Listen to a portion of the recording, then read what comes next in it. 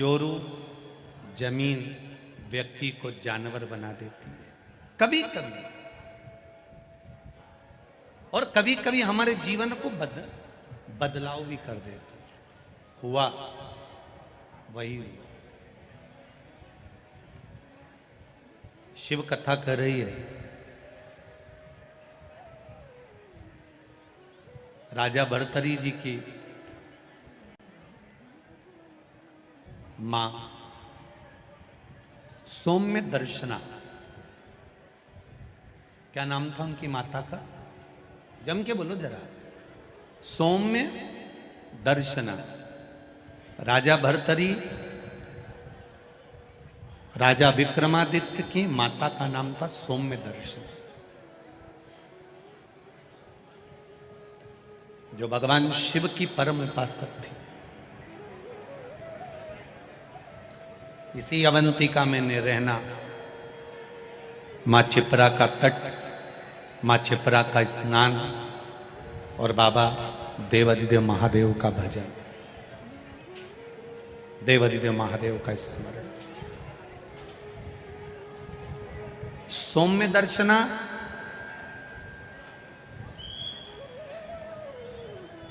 जो राजा भर्तरी राजा विक्रमादित्य के माता है, जो रोज प्रतिदिन भगवान शंकर के मंदिर जाना, शिव जी पर जल चढ़ाना, शंकर का गुणगान करना, शिव भक्ति को करना, शिव भजन को करना, शंकर भगवान के स्मरण में डूबी रहना, वो कोई साधारण नहीं। कितना सुंदर राजा विक्रमादित्य की ये पावन धरा की कथा कर रही है। जो नारी, जो स्त्री शंकर भगवान का भजन करती है, शिव तत्व को जानती है, शंकर भगवान को एक लोटा जल चढ़ाती है, शिवलिंग के सुंदर पूजन को करती है, स्मरण करती है, भजन करती है, शंकर भगवान की अविरल भक्ति में डूबी रहती है, शंकर भगवान के अभिषेक में, पूजन में, अर्चना में, नाम जाप में डूबी रहती है, शिव महापुराण की कथा कहती है। और ये अवंतिका नगरी की पावन कथा कर रही है। और इस अवंतिका का इतिहास कहता है, वो नारी मान लो अपने कर्म के कारण, पूर्व के कर्म थे, पुराने कोई कर्म होंगे जिसके कारण बस हो सकता है कि नारी का सौभाग्य रहता ना रहता, कोई अपने पति के कंधे पर जाती, कोई नहीं जा पाती। तो मान लो हमारे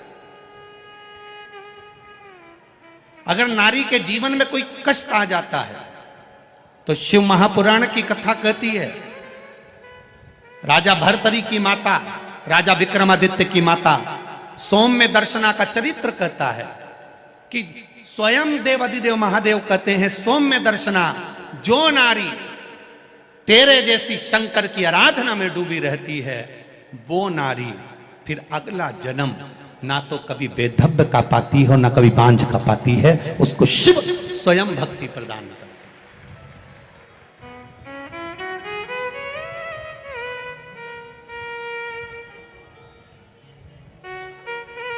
माता लक्ष्मी एक बार भगवान विष्णु से प्रश्न करी है कि ये सारा ठाट भगवान नारायण, आपको बैकुंठ का राज्य कैसे मिला, आप बैकुंठ के अधिपति कैसे बने, आपको ये बैकुंठ कैसे प्राप्त हुआ।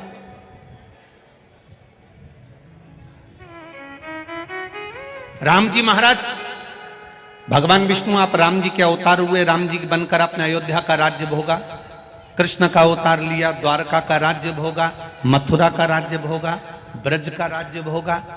आखिर आपको ये राज्य हर घड़ी, हर पल, हर क्षण कैसे प्राप्त होते हैं, किस तरह से? भगवान विष्णु से माता लक्ष्मी ने प्रश्न करा है विष्णु पुराण के अंतर्गत, और कुर्म पुराण में भी, कुर्म पुराण में भी इसका वर्णन प्रश्न किया, ये आपको सुख कैसे मिल जाता है?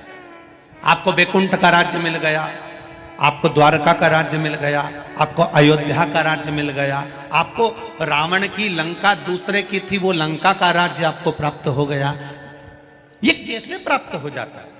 भगवान विष्णु ने अपनी धर्म पत्नी माता लक्ष्मी से कहा, लक्ष्मी मैं प्रतिदिन शंकर के शिवलिंग की आराधना करता हूं। लक्ष्मी जी ने कहा, क्या नाथ मैं शिवलिंग की आराधना कर सकती हूं? क्या मैं शंकर के शिवलिंग का पूजन कर सकती हूं, उसकी आराधना कर सकती हूं? भगवान कहते हैं, भगवान विष्णु ने माता लक्ष्मी से कहा, लक्ष्मी सारे देवी देवताओं ने अलग अलग शिवलिंग का निर्माण करा। किसी ने पारद का शिवलिंग बनाया, किसी ने मोती का शिवलिंग बनाया, किसी ने स्फटिक का शिवलिंग बनाया, किसी ने स्वर्ण का शिवलिंग बनाया, किसी ने हीरे का शिवलिंग बनाया, किसी ने पन्ना का शिवलिंग बनाया। तुम्हारी मर्जी पड़े, तुम वो शिवलिंग का निर्माण करो।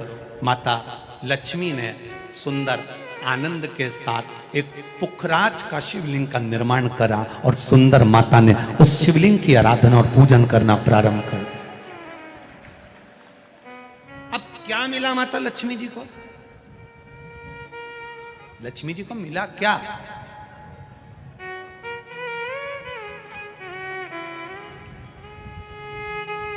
क्या प्राप्त हुआ माता लक्ष्मी जी?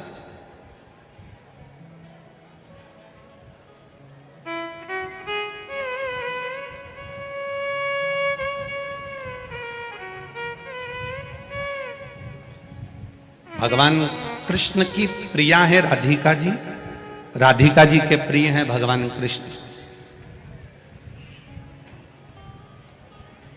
राम जी को बीच में कुब्जा भी मिली, सुपनखा भी मिली, पर मेरे नारायण को बहुत कुछ प्राप्त हुआ, पर आज भी लक्ष्मी जी को क्या मिला है? तो कहा, लक्ष्मी तुम किस चीज के लिए शिव जी की आराधना कर रही हो? लक्ष्मी जी कहती हैं, बस आपके चरण की सेवा मुझे दिन रात मिले। नारायण कहते हैं, मैं तो भगवान शिव के सेवा में लगा रहता हूं और आप मेरे चरण की सेवा मांग रही हो? तो मेरे चरण की सेवा इससे नहीं मिल सकती। कोई देगा तो वो देवाधिदेव महादेव ही दे सकते। घोर तप माता लक्ष्मी ने करना प्रारंभ करा। शिवलिंग का स्नान कराती, शंकर भगवान का अभिषेक करती, शंकर भगवान की पूजन करती, शिव जी का सुंदर आनंद से श्रृंगार करती। मेरे देवाधिदेव महादेव, मेरे काल अधिपति महाकाल राजा, मेरे विश्वनाथ भगवान स्वयं उस शिवलिंग में से प्रकट होकर बोले, लक्ष्मी तुम्हें क्या चाहिए? लक्ष्मी जी कहती हैं, प्रभु आपने मेरा विवाह नारायण के साथ तो कर दिया, पर नारायण दिन रात आपकी सेवा में लगे रहते हैं, तो उनके चरण मुझे नहीं मिल पाते। शंकर भगवान ने कहा, मैं वचन देता हूं लक्ष्मी, तू नारायण के चरणों में सदा विराजमान मिलेगी।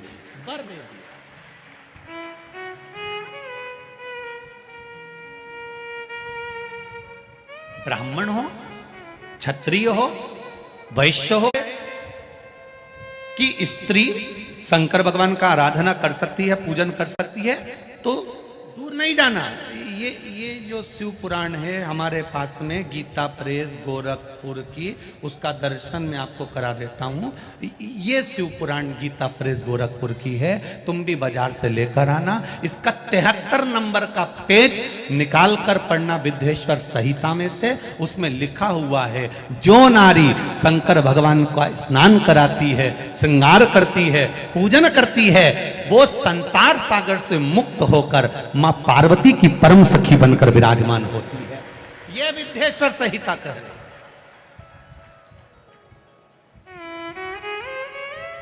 और इसी शिव महापुराण का 73वें नंबर का पेज पढ़ने के बाद में 75 नंबर पेज को पढ़ना विद्येश्वर संहिता का।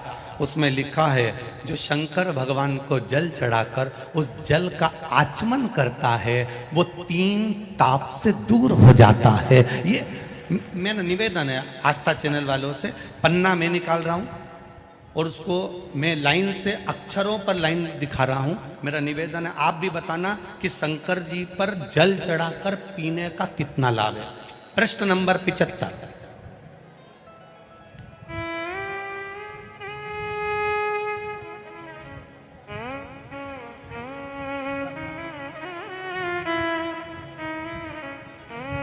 अब आस्था चैनल से निवेदन है, और आप सब भी एलसीडी पर ध्यान देंगे, और अपने अपने मोबाइल पर भी, जितने लोग टीवी पर कथा सुन रहे हैं वो, मोबाइल पर सुनने वाले वो, जो लोग कहते हैं शिव जी पर जल चढ़ा हुआ नहीं पीना चाहिए, उसके लिए मेरे वेद व्यास जी लिख रहे हैं, पेज नंबर 75 विद्येश्वर संहिता।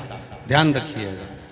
जो मनुष्य, उंगली पर ध्यान देंगे जो टीवी पर चल रही है, जो मनुष्य शिवलिंग को विधि पूर्वक स्नान कराकर उस स्नान के जल का 3 बार आचमन करता है, उसके कायिक, वाचिक और मानसिक तीनों प्रकार के पाप शीघ्र नष्ट हो जाते हैं। ये शिव पुराण। अब शंकर भगवान के शिवलिंग पर चढ़ा हुआ नैवेद्य, शंकर भगवान के शिवलिंग पर चढ़ा हुआ प्रसाद खा सकते हैं कि नहीं खा सकते? कोई कहता है महाराज जी स्वान की योनि हो जाएगी, कुत्ता बन जाओगे, कोई कहेगा ये बन जाओगे, कोई कहेगा वो बन जाओगे। अब उसको पढ़िए, पेज नंबर 75 शिव महापुराण विद्येश्वर संहिता। मेरी उंगली चल रही वहां पर ध्यान देना। भगवान शिव का नैवेद्य अग्रह है।